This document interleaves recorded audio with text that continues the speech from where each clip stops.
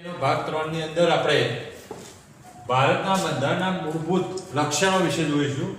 તો ભારતનું બંધારણ આપણે 26 જાન્યુઆરી 1950 ના રોજ અમલમાં આવ્યું. એ વિશ્વનો સૌથી વિસ્તૃત અને એક લેખિત દસ્તાવેજ હતો. તે વિશ્વનો સૌથી મોટો બંધારણીય દસ્તાવેજ તરીકે ઓળખવામાં આવે છે. હવે લેખિત દસ્તાવેજ એ શું? લેખિત દસ્તાવેજ એ આપણે જાણીએ છીએ કે ઇઝરાયલ, બ્રિટન જેવા દેશોનું બંધારણ લેખિત દસ્તાવેજ નથી. જે ભારતનું બંધારણ, ભારત, અમેરિકા જેવા દેશોનું બંધારણ લેખિત દસ્તાવેજ છે અને સૌથી લાંબો લેખિત દસ્તાવેજ છે.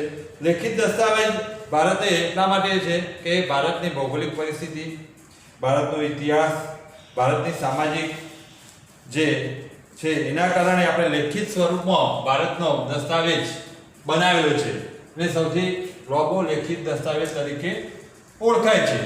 ત્યારબાદ બીજા મુદ્દાની અંદર જોઈએ તો ભારતના બંધારણનું કદ. તો ભારતના બંધારણનું કદ એ 22 ભાગોમાં વહેંચાયેલું છે. સૌથી મોટું કદ છે આપ જાણો છો 461 આર્ટિકલ અનુચ્છેદો છે ને આપણે 12 પરિશિષ્ટોમાં સમાવેશ કરેલો છે. એટલે ભારતનું બંધારણનું કદ એ સૌથી મોટું છે. એમાં લોકોની જરૂરિયાતો, સિદ્ધાંતો, લોકોની આકાંક્ષાઓ બધું જ અંદર બંધારણની અંદર ઉલ્લેખવામાં આવેલું છે. ત્યાર પછી આપણે જોઈએ તો ભારતની અંદર એક જ નાગરિકત્વ છે. એનું કારણ એક જ છે, આપણે જાણો છો અમેરિકા જેવા દેશની અંદર બે નાગરિકત્વ છે. એક અમેરિકા યુનાઇટેડ ઓફ સ્ટેટ્સ અને જે રાજ્યની અંદર રહેતા હોય એનું નાગરિકત્વ. જ્યારે ભારતની અંદર દરેક વ્યક્તિને એક જ વોટ આપવાનો અધિકાર છે અને એક જ નાગરિકત્વ. એ સંઘ સરકાર સાથે રાજ્યો જોડાયેલા છે એટલે દરેકને એક નાગરિકત્વ કોઈ પણ સ્તરે, કોઈ પણ જગ્યાએ કે ગમે તે હોય તેને વોટ આપવાનો અધિકાર છે અને એક જ વોટ ભારતના નાગરિક તરીકે અને રાજ્યના નાગરિક તરીકે એ રીતના બે વોટ આપવાનો અધિકાર નથી. એટલે ભારતની અંદર એક જ નાગરિકત્વ છે. ખાલી ભારતની અંદર એક કાશ્મીર જેવો જે ભાગ હતો એમાં એક નાગરિકત્વ ની જગ્યાએ બે નાગરિકત્વ તરીકે અધિકાર આપવામાં આવે તો કાશ્મીરના નાગરિકત્વ તરીકે અલગ વોટ આપવામાં આવતો હતો અને ભારતના નાગરિકત્વ તરીકે સંસદની અંદર વોટ આપવાનો અધિકાર મળ્યો હતો. પણ આપણે જાણો છો કે એ પ્રમાણે ઓગસ્ટ મહિનાની 2019 ની અંદર આપણે કેન્દ્ર સરકારે 370 ની કલમ અને એ 35 કલમ દૂર કરવાથી કાશ્મીર પણ એક નાગરિકત્વ તરીકે લોકોને હક મળી ગયો છે અને ત્યાં પણ એક નાગરિકત્વ લાગુ થઈ ગઈ છે. તો આ રીતના ભારતે એક નાગરિકત્વ તરીકે જોડાયેલું છે દરેક વ્યક્તિ. મજબૂત કેન્દ્રવાળું સમવાય તંત્ર. તો ભારત એ મજબૂત કેન્દ્રવાળું સમવાય તંત્ર છે. ભારતની અંદર બંધારણની અંદર કોઈ સમવાય એટલે ફેડરલ જો શબ્દનો ઉપયોગ થયો નથી. બંધારણ ભારતને રાજ્યોના સંઘ એટલે યુનિયન ઓફ સ્ટેટ્સ તરીકે ઓળખાય છે. એટલે બધા જ રાજ્યો ભારત સંઘ સાથે જોડાયેલા છે. ભારતથી અલગ નથી, સમવાય તંત્ર નથી, ફેડરેશન નથી, એટલે અલગ નથી. તો એ બધા યુનાઇટેડ ઓફ સ્ટેટ્સ તરીકે ઓળખાય છે. સંઘ શબ્દ દ્વારા ભારતમાં એકમ રાજ્યો વચ્ચે ક્યારે પણ બદલી શકાય નહીં. એટલે કોઈ રાજ્ય ભારત સંઘ સરકારથી અલગ થઈ શકે નથી. તેઓ આપણા બંધારણની અંદર એક લેખિત દસ્તાવેજ કરેલો છે જેના કારણે બધા રાજ્યો સંઘ સરકાર સાથે જોડાયેલા છે.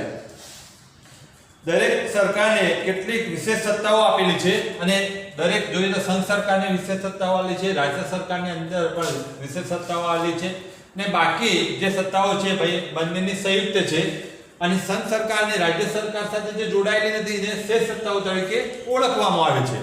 હવે આપણે જોઈએ તો કેટલીક વિશેષ સત્તાઓ એ કેન્દ્ર સરકારને આપેલી છે, બાકીની અમુક સત્તાઓ રાજ્ય સરકારને આપેલી છે. તો આ રીતના વિશેષ સત્તાઓ કેન્દ્ર સરકાર સાથે છે. તો આપણે જોઈએ તો કેન્દ્રની યાદી પ્રમાણે કેન્દ્ર સરકારને કુલ 97 સત્તાઓ આપેલી છે જે કેન્દ્ર સાથે જોડાયેલી છે અને એનો નિર્ણય કેન્દ્ર સરકાર પોતે લઈ શકે છે.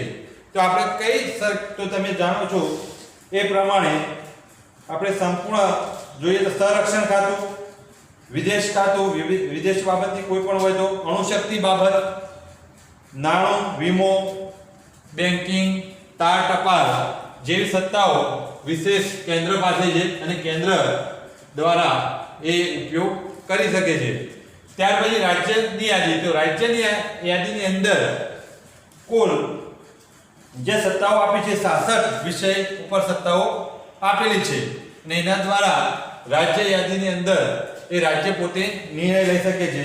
તો કઈ કૃષિ બાબત, સિંચાઈ, આરોગ્ય, ભૂમિ બાબતની, રાજ્યની આંતરિક વેપાર વાણિજ્ય વિશેની બાબતો જે સમાવેશ કર્યો છે શાસક યાદીની અંદર એ રાજ્ય પોતે નિર્ણય લઈ શકે છે.